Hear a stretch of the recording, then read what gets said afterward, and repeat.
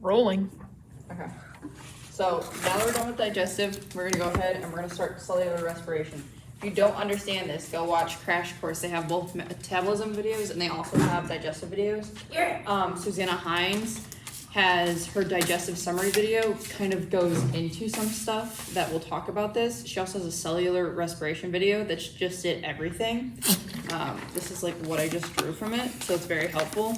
And then Alila Medical Media also has like a video for fat metabolism, protein metabolism, and then carbohydrate metabolism. All three are like back to back to back. So if you don't understand this, go watch all of those.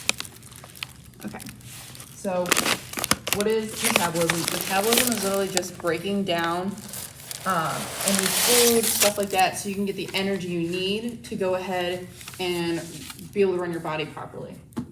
So first of all, we need to understand reactions. So if you're taking chemistry, I'm sorry to give you PTSD, but here we go. You have catabolism. Catabolism is it's a catastrophe. You're breaking shit down. Catastrophe happens to your house is now shattered, all right?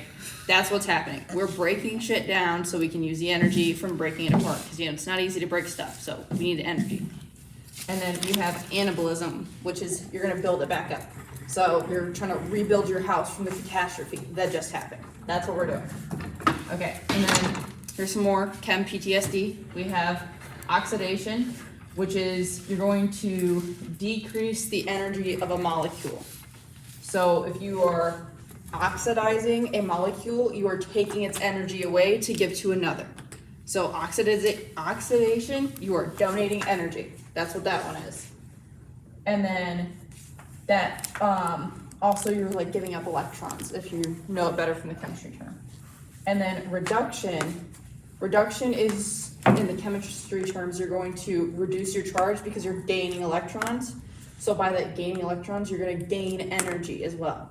So oxidization, you're gonna give up your energy. Reduction, you're gonna take in that energy. Okay. And then the biggest thing we're gonna start off with once we get into Krebs and all of that is we're gonna go into glucose catabolism, which is cellular respiration. It's how we normally get our energy. So we're gonna go into that. So first things first, before we get into the cycle, we need to know exactly what is going on. So we have glucose movement.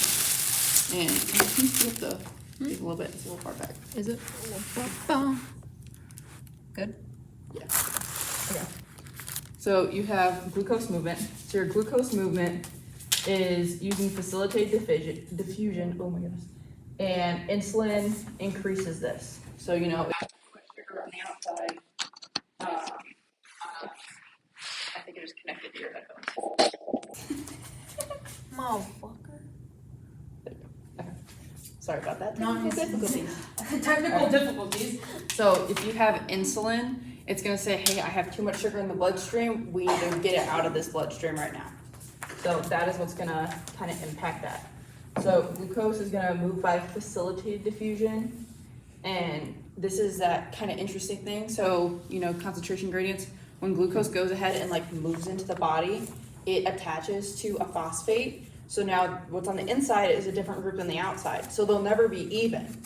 And the glucose with the phosphate can't go out. So that glucose from the outside is always just gonna float in that cell because it can never even itself out. So there's that little cool bit. And then we have the 4 stages of glucose oxidation. So hang on, this might tilt off a little bit because this is gonna get really complicated. It's gonna get specific. Very. It's not look good? I'm trying to make it sure. Okay, there we go. Yeah. Okay. So this is where we're at. We're down here. Okay. So you have the 4 stages of glucose oxidation. All right. So this is how we're gonna get to Krebs. This is where we're going. This is everything we want to get done. This is it right here. I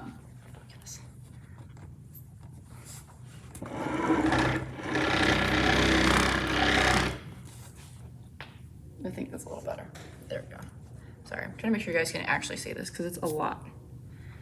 And I don't want to be working. working for you guys. Okay, so you have 4 stages of glucose oxidation or cellular respiration, whatever you want to call it. So first part, you're going to start by glycolysis. So glyc means sugar or fat actually. And then lysis is breaking up. So the first stage you're literally going to start, you're going to start with the glucose molecule. You're going to have 6 carbons. I can use this to demonstrate it. You're going to start with you're going to start right here. You have your 6 glucose molecules. You're going to go ahead and you're going to break them up. And there's going to be a couple other stages in here, which is depicted on this right here. Also figure 25.14. If you have the Wiley Plus book or Access, that's where you want to go, 25.14. But glycolysis, you're going to go ahead and go from, you're going to go ahead and you're going to start with your glucose. It's going to break down into like a glucose 3-phosphate and then a glucose 1-phosphate, and then you're going to get pyruvic acid. So, you know, pyruvic acid, that's where we're at. That's where, you know, we're kind of moving, we're kind of going. That's what we want to get to. Okay. And then, so you get that, and then, so we're right here, pyruvic acid. So then after that pyruvic acid, you're going to go ahead and you have 2 pyruvic acids because you split your 6 chain of carbons into 2 3 chains. So you got 2 3 chains right now. So after your pyruvic acid, we're going to move all the way down here, which is acetyl coenzyme A, right here on the board. You're going to get 2 of these. So you're going to move to acetyl coenzyme A, which basically your pyruvic acid is going to be converted to an acetyl group, and then an enzyme, a coenzyme, and an A group will attach, and that's how you're going to get acetyl coenzyme A. And when this happens, it produces NADH, which will go on the electron chain, and then it also, you know, if there's enough oxygen, there's always have to be enough oxygen. In glycolysis, you also produce 2 ATP and 2 NDHs. So when you've got glucose to pyruvic acid, it's over here, you've got your 2 ATP, 2 NDHs. That's what we're doing, that's what we're going for. So,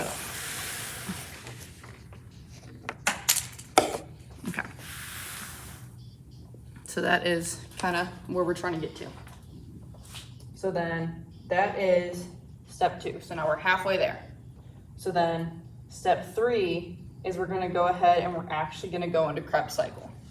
So your acetyl coenzyme A is your starter to get you into your Krebs cycle, which is right here. I don't know which one's better, but so you're going to go ahead and you're going to jump in. That acetyl coenzyme A is going to go ahead and jump into this Krebs cycle, and it's going to do 2 rounds, and it's just going to crank a bunch of stuff out. It's going to crank out water, it's going to crank out carbon dioxide, it's going to crank out 2 ATP, but the thing we care about most is the ions it's giving us. It's giving us NADHs and FADH2. That is what we care about. That is where we get our energy from. Not necessarily from Krebs, we get it from these ions. So, and you can see here from Susanna's video, there's like little NADH with an electron, FADH electron. So in Krebs cycle, acetylcholine, you're gonna enter, it's gonna oxidize it, so it's gonna give up that energy. And then acetyl coenzyme A is going to produce carbon dioxide, ATP, NADH, and FADH. Okay, and then here's some good numbers to know. So for every 2 acetyl coenzyme A, because we always have 2 because of the way everything breaks down, for every 2 of those, you're going to have 6 NADHs with a hydrogen, which we need hydrogens, and you'll have 2 FADHs. And then both of these will enter your electron transport chain. This is where we start actually moving stuff. And Krebs will give you the 2 ATP, very small amount. Okay, 3 steps in to the glucose oxidation. Final step's about to happen. So final step, you've done the spiral of Krebs, you're done with that. Next step is down here, you're gonna go into the electron transport chain. So in her video, this is your mitochondria. Okay, so we're going, this was inside a cell's membrane. This is in the mitochondria now. This is actually in the cytosol. You're gonna go in. So now you've done your Krebs cycle. We're done with Krebs cycle. And now from Krebs cycle, you got NADH, FADH. That's gonna go over here to these electrons on the inner membrane of your mitochondria. So you're gonna go over here, and what these are gonna do is, she explains it a lot better than I do, but basically it's going to mess with hydrogens, which will give you your ions, and it'll pump out a bunch of your energy. So kind of to summarize it, not get too far in depth with it and all the biochemistry that gets involved with it, you're gonna have your inner mitochondria membrane, your FADH and your NADH are gonna go in there. As they both go in, they're gonna be used to make ATP. So the numbers is for every 1 NADH, it's 2.5 ATP. And the reason it's 2.5 is because they always come in pairs. So if it's 2.5, there's always 2 of them, it's gonna be 5. And then you have 1 FADH, is gonna equal 1.5 ATP. If they're paired, you're gonna get 3. Like, this would be the normal, because we don't have half of ATP, that doesn't work. This is just if you broke it down to 1, that's what you're gonna get. Okay, so that's basically, the basics of metabolism. That's it right there, you're done. It's gonna get a little bit more wonky because we're gonna have to get into, oh, well, shit, I'm out of sugar. What the fuck am I gonna use to power my body? That's where we're going. I'm sorry for the language, but that's where we're going. So the next thing we're gonna get to is these 3 key terms up here, and that's what we're gonna go for. So you have, up here, you have glycogenesis. It's conversion of glucose to glycogen for storage in the liver and skeletal muscles. So it's stimulated by insulin, and it's gonna lower your blood sugar. So basically, you eat a bunch of sugar, you drink a really sugary coffee. You've got really high glucose levels, and your body's not just gonna make you get rid of those because it wants to use it eventually. So your body's like, hey, let's take this into this kind of process. But instead of doing the glucose and turning it to energy, there's a little sidebar, and it's gonna, instead of doing that, it's gonna go over here and it's gonna be like, you know what, let's turn it into glycogen. And glycogen can be stored in your lipids, or not your lipids, but in your liver and in your skeletal muscle. And then when you need it later, it can be converted back, and then you use it for energy. So glycogenesis, really high blood sugar, you wanna lower it. So let's turn that glucose into glycogen and store it for later. It's like hibernation, use it later. So it's gonna go from blood glucose, it's gonna turn into glucose, like normal glucose, and then you're gonna have glucose 6 phosphate, and then that will be transformed into actual glycogen. And that is where we wanna go for this, because it is kind of the sweet spot, if you will. Okay. And then you have, the next one is the exact opposite. So now we have glycogenolysis, okay? So glycogenesis, which we just did, was the making of it. Genesis means making. So this is lysis, so this is breaking. So what we're doing here is the exact opposite. So you have too low of blood sugar. Your blood sugar is really low. This happens in between meals a lot. And your body's like, okay, we need to go ahead and use our reserves of sugar or whatever to break it back apart. Let's throw it in that bloodstream, use it for energy, make sure that blood sugar is staying stable so we don't, go into a diabetic coma. That's what we want to prevent. That's what we're gonna do. So you're gonna go from glycogen to, it's gonna be like phosphorylated. And then it's gonna go glucose 1 phosphate, glucose 6 phosphate, which is, 6 is our thing. We always wanna go for 6. That's one of our metabolic crossroads. You have your glucose 6, your pyruvic acid, and your acetyl coenzyme A. Those are the 3 things you always wanna get to get to this chain right here. So once you get to glucose 6, you're gonna turn it into glucose, and now it's gonna go back in that bloodstream, because remember, you have low blood sugar. You wanna raise it back up. So this is going to form glycogen, the fat storage we just put away, and you're gonna turn it back into normal glucose, raise that blood sugar, and raise your energy levels. Okay, so those are the simple ones. Now it's gonna get a little funky.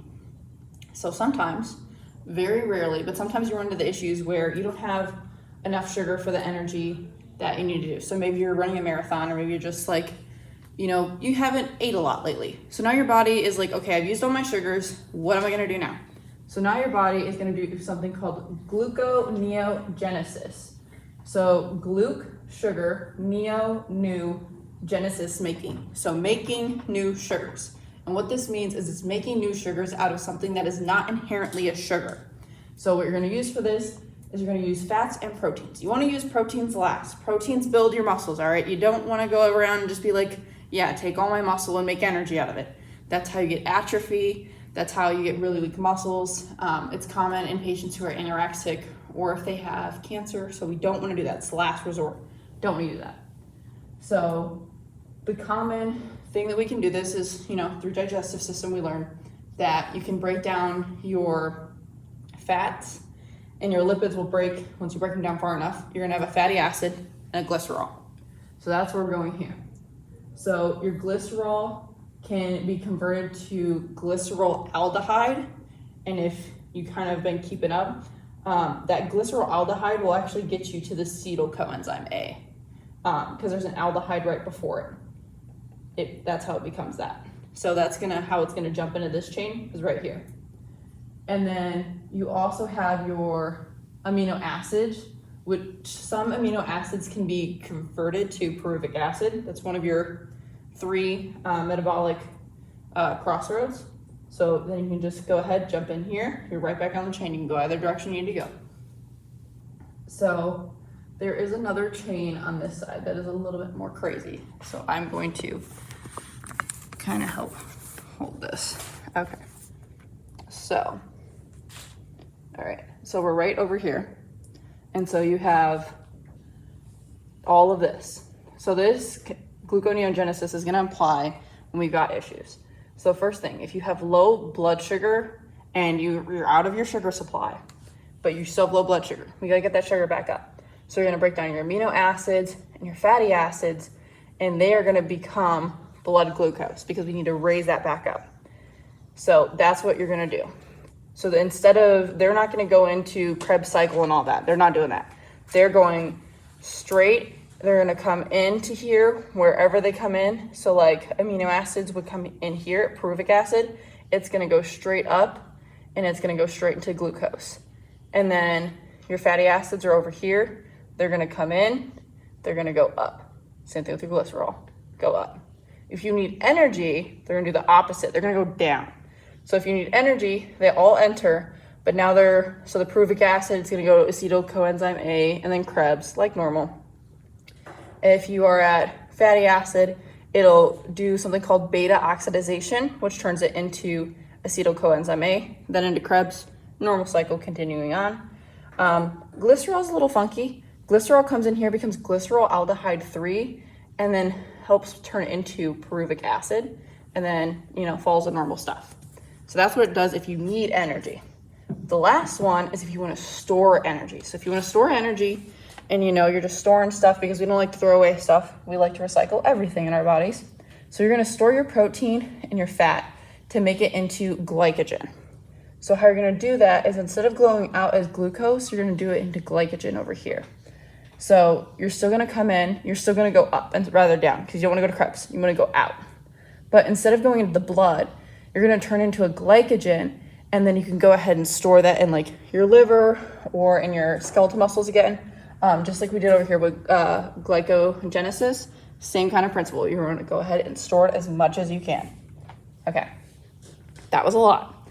If it doesn't make sense, use like Susanna Hines, use the medical one that I cited, Alila. Use that one. They're very good. I was just watching them before this, so definitely look into those. Okay, now we get into a little bit more of the simpler stuff, not super crazy. So now we have lipid transport. So lipid transport is just how lipids are transported throughout the body. So there's 4 ways. There's chylomicrons, which we learned about in digestive. Our whole body's water, so it's kind of hard to move stuff around. Then you have your VLDL, so very low density lipoproteins. Then you have your LDLs, which is the bad guys. We don't like LDLs. LDLs are bad. We don't like them. So LDLs are your low density lipoproteins. The reason why they're bad is normally they work good, but you know, we tend to have too much cholesterol in our body. And then they decide it's a great idea to just drop that off in the heart. They don't like carrying it all the way back to the liver. They get lazy. And then you have your HDLs, and your HDLs are really, really good because if you have excess cholesterol in your body, they'll go ahead and they'll do the long haul and they'll bring it all the way back to that liver where it can be destroyed or stored or whatever we need to be done to make sure we don't get like coronary artery disease, which LDLs contribute very much so to that. Okay, so continue on with our lipids. So now we're gonna move down here to the fate of lipids. So lipids are stored as adipose, usually as triglycerides, just how we like to store stuff. And then you have like lipase functions. So lipases, you can catalyze fats from chylomicrons. So if you want to get that fat back, you're going to break it off of a chylomicron, or you can hydrolyze it. So like a neutral fat that's not doing anything, you're going to turn it into a fatty acid and a glycerol because you want to use it for something. So that's like the two things you would use for do it. And then if you did one of these or both of these, you would use it for like phospholipid membrane, a lipoprotein, thromboplastin, which is for clotting, or, you know, cholesterol if we need more cholesterol, which is hard to think about because, you know, we always seem to have too many. All right, and then we're gonna go ahead, we're gonna step over here to our little fellow right here, which is lipolysis. Lipolysis is the same thing. You wanna get energy. You're breaking a lipid. So the same thing when we're doing, you know, our glycogenolysis up here, it's the exact same principle. You wanna come down here and you wanna break it. You wanna go ahead and break that lipid to get energy. So you're gonna split your triglyceride into a fatty acid and a glycerol. A glycerol is gonna enter the glucose superhighway and it's gonna become glyceraldehyde 3, and then it's gonna go down because we want energy from this. So it's gonna go ahead, and I even wrote it in. So your glycerol is right here, this little red line, and it's gonna go ahead, it's gonna go in right here, because that's where that glyceraldehyde will be. It's gonna turn to pyruvic acid, then acetylcoenzyme A, Krebs, you know, keep doing its little flow. That's what it's gonna do. Second part is we have our lovely fatty acids. So a fatty acid is gonna enter the glucose superhighway by undergoing beta oxidation to become acetylcoenzyme A. I also wrote that in. So you have right here, you got your little fatty acid. I just put BOX, so beta oxidation. It's gonna become, you know, acetylcoenzyme A, enter. And then this is kind of like a breakdown. So you have triglyceride, glycerol, fatty acid, and then you have your glyceraldehyde, and then the fatty acid has to be beta oxidized and you get your acetylcoenzyme A. So this is to lipolysis. You want to get energy from your fats. That's what we're doing. Okay. Now we've got the reversal right here, which is your lipogenesis. So this is our reversal right here. So lipogenesis, you're going to do the opposite. You're going to turn your glucose molecule and you're going to go ahead and you're going to turn that glucose into an amino acid. I don't know if that's, and basically it's gonna be stimulated by insulin. So you're gonna enter at the same pathway, but you're gonna go up to make glycogen or glucose 6-phosphate. So lipogenesis is you're gonna turn glucose. You can also do this, it's not necessarily with, it wouldn't be lipose, but you can also do it with an amino acid. And what you're gonna do is the kind of same thing I cited before. And gluconeogenesis is you're gonna go ahead and turn it back into that glycogen for storage. If you need a reference, 2516, very complicated, but it does give a really good description on what is going on. So that is something that should help, 2515 in the Wiley book. All right, and then we are almost done. Last little bit, home stretch. All right, so you have your proteins. Proteins function as essential roles in the body. There's a ton, you know, like They make up everything. They do your hormones. They're an enzyme. They do so much. Didn't feel like listing it all. Okay, protein metabolism. So you're gonna break it into amino acids. This is controlled by growth hormone and then insulin. Insulin would be like if you have too low of your blood sugar, you're gonna be like, hey, go break down that protein. I need it for energy, which bad thing to do. Don't do that. Eat your sugar and your fats. Healthy sugar and fats though. Okay, and then you have your protein anabolism. So anabolism, we're gonna build. So that's gonna be the formation of peptide bonds between amino acids to produce new proteins. This is controlled by DNA and RNA. So basically like your DNA or your RNA would be like, hey, we need to make new proteins for, I don't know, better hair growth, something like that. It's gonna tell you need to make some. So you're gonna go ahead and follow it and you're gonna do what it needs to do. And this depends on how many essential amino acids you have available. Down here, essential amino acids you have to get from your diet. There's 10 of them, you need them from your diet. Non-essential, you don't need from your diet. You can basically make them from the stuff you have called through transamination, which is basically just, you know, trading amino groups between amino acids. That's all you're doing. And then we have conversion of amino acids. So depending on what you want to convert it to. So deamination, which if you watch the Susanna Hines video, she actually cites this word. So that would be helpful. So that's removing an amino group from the amino acid. And that's how we would actually get onto our superhighway chain to go ahead and make energy. And then we also have decarboxylation. Decarboxylation is removing the carboxyl group from an amino acid. This could also help get on that superhighway chain. And then you have hydrogenations, which is adding hydrogens. So any one of these you could use to convert it to whichever way you need. And that is metabolism. So if you don't understand it, I would recommend watching Susanna Hines. The allele medical media, there's some on Crash Course.